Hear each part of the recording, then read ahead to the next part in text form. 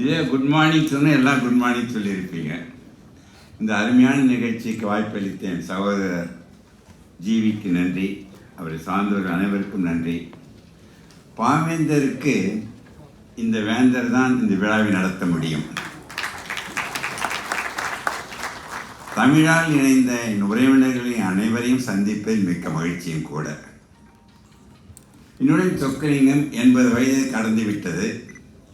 ஜீவியை என் சகோதரர் அவர் வயது குறைந்து கொண்டே இருப்பதற்கு ஒரே ஒரு காரணம், தமிழை சுவாசித்து தமிழால் வாழ்ந்து கொண்டு உங்கள் மாணவ மாணவிகளுடன் இருக்கும் பொழுது வயது எவருக்குமே குறையாது. சொக்கலிங்கம் இன்று 30 வயது மாதிரி காணப்படுவதற்கு காரணம் 60 வருடமாக சொக்கலிங்கம் பேராசிரியராக வாழ்ந்து கொண்டிருக்கின்றேன். பாவேந்தர் பற்றி என் பேராசிரியர், என் மாமனார் தான் பேராசிரியர் அன்பழகனார். அவருடைய திருமண விழாவில் 1945 நான் பிறந்த வருடத்தில் அவருக்கு திருமணம். அந்த திருமண விழாவில் பாவேந்தர் தான் நேரில் சென்று வாழ்த்தி சொன்னதை அவர் பேராசிரியர் கற்றுக்கொண்டேன். அருமையான கருத்துக்களை சொன்னதை அனைத்தும் அவர் எழுத்து மூலம் கொண்டு வைத்திருக்கின்றார். இதை நான் உண்மையாகவே ஒரு திருவிழாவாக பார்க்கவில்லை. விழாவல்ல, திருவிழாவில்லை. திருவிழாவுன்னு சொல்வதற்கு கூட காரணம், அதை திருப்பி போட்டு பாருங்கள். நாம் அனைவரும் விழாதிருப்பதற்காகத்தான் திருவிழா கொண்டாடி கொண்டு இருக்கணும் என்று உறுதிபடுத்தி கூறுகின்றேன். நான் 2-3 கருத்துக்கள் அத்துடன் முடிக்கின்றேன். தமிழை எவ்வளவோ அழிக்கணும்னு பார்க்குறாங்க, எவ்வளவோ பேர் கவக்கணும்னு பார்க்குறாங்க. அது எவராலும் முடியாது. மனித இனம் இருக்கின்றது, தமிழை எவரும் அழிக்க முடியாது. இதை பார்த்தீங்கன்னா இது என்ன போட்டிருக்கேன், தமிழ் தானே போட்டிருக்கேன். ஐயா தமிழ் தானே. தமிழை எவராவது கவுக்க பார்க்கணும் பாருங்க, கவுத்தால் என்ன ஆகுது? தமிழை எவரும் கவுக்கவும் முடியாது, அழிக்கவும் முடியாது. அது இருந்து கொண்டே இருக்கும்.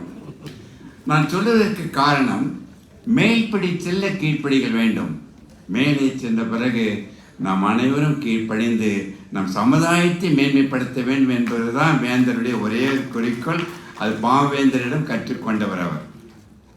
என்னை பொறுத்தவரை பாவேந்தரிடம் ஐயாவிடம் கற்றுக்கொண்டது, என்னை விட உலகத்தில் எவன் ஒருவனையும் உயர்ந்தவன் நினைத்ததில்லை.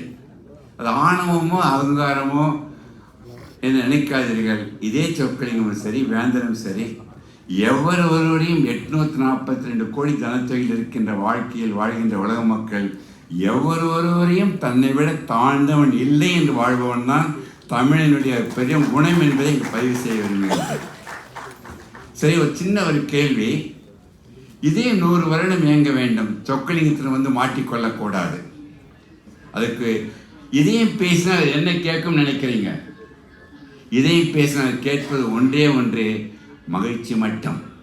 நீ மகிழ்ச்சி என்பதை முகத்தில் அணிந்து கொண்டால் உன்னுடைய எந்த சக்தியும் அழிக்காது.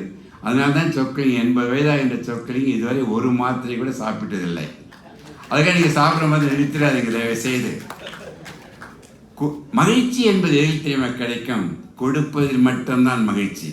ஐயா மாதிரி பாருங்க, அறிவு, நேரம், உழைப்பு, பணம் கொடுத்து கொண்டே இருங்கள். மகிழ்ச்சி என்பது குறையவே குறையாது. ஒரு கேள்வி, மகிழ்ச்சி என்று கொடுப்பதில் இருந்தால் அதை விட பல மடங்கு எதில் இருக்கும் நினைக்கிறீங்க மாணவ மாணவிகள்? சொல்லுங்க பார்க்கலாம். கொடுப்பதில் மகிழ்ச்சி, அதை விட பெரிய மகிழ்ச்சி விட்டு கொடுப்பதில் தான் மகிழ்ச்சி என்று உணர கற்றுக்கொள்ளுங்கள். ஏன் சொல்லுகின்றேன் இந்த கருத்துக்களை? நாம் 60 லட்சம் வருடங்களுக்கு முன் மனிதன் தோன்றினான். மனிதன் தோன்றிய பொழுது அவனுடைய இருந்த குரூப் RH என்பது ரீசஸ் மங்கி. ரீசஸ் மங்கிக்கு ப்ளஸ் அண்ட் மைனஸ் மட்டும். முதல் மனிதன் A plus and minus, B, AB and O என்ற குரூப்புகள் தோன்றியது. இன்னும் குரூப்புகள் தோன்றும்னா தோன்றிக் கொண்டிருக்கும். உன்னிடம் ஒரு வாய்ப்பு கிடைத்து எந்த குரூப்பை நீங்கள் தேர்ந்தெடுக்க வேண்டும் என்று கேட்டால் எந்த குரூப்பை தேர்ந்தெடுத்துப்பீங்க? மாணவ மாணவிகள் சொல்லுங்க பார்க்கலாம். O குரூப் என்பார்கள். ஏனால் யூனிவர்சல் டோனர். நான் சொல்லுவது அனைவரும் B பாசிட்டிவாக இன்றே மாறிவிட வேண்டும். மாறிவிட்டு கடைசியாக பாவேந்தர் சொன்ன கருத்துக்களை ஒரு இது என்ன பார்க்குறீங்க ஐயா திருமாவளவன்? என்ன பார்க்குறீங்க? இது பெரிய கால்குலேட்டர் காட்டினேன். அவர் சொன்ன கருத்துக்களை சுருக்கமாக 1/2 நிமிடத்தில் சொல்லுகின்றேன். நீங்கள்லாம் கூடவே சொல்கிறீங்களா? அந்த கால்குலேட்டர் இருக்கிற சிம்பிள் தான் உங்கள் வாழ்க்கை. நல்லதை கூட்டி சொல்லுங்க, கெட்டதை கழித்து, அறிவை பெருக்கி, நேரத்தை சீராக வகுத்து, சமநிலையில் இப்பொழுது வாழ கற்றுக்கொண்டால் இங்கு இருப்பவர்கள் அனைவரும் 100 வருடம் வாழ முடியும் என்று மாற்று கருத்தில் என்று கூறி 3 மந்திரங்களை தயவு செய்து நீங்கள் கடைபிடிக்க வேண்டும். அதையும் கூடவே சொல்றீங்களா 3 மந்திரங்களை?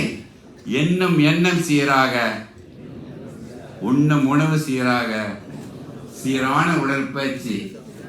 3 மந்திரங்களை கடைபிடிக்க ஆரம்பித்து விட்டால் சொப்பலிங்கத்திற்கு வேலை வாய்ப்பு இழப்பது மட்டுமல்ல, எல்லா மருத்துவமனைகளும் மருத்துவ கல்லூரிகளும் மூடிவிட்டு பாவேந்தர் சொன்ன வழியில் நாம் அனைவரும் நலமுடன் வளமுடன் வாழ வழி செய்து கொள்ள வேண்டும் என்று கேட்டு, தேன் ஒன்றுதான் தானம் கெடாது, தண்ணில் இருப்பதும் கெடாமல் பார்த்து கொள்ளுகின்ற சக்தி தேனுக்கு மட்டும்தான். அதனால்தான் தமிழுக்கே தேன்மொழி என்று வந்தது என்று கூறி, please avoid children hurry worry curry to get buried சொல்லி விடைபெறுகின்றேன். நன்றி, வாழ்த்துக்கள்.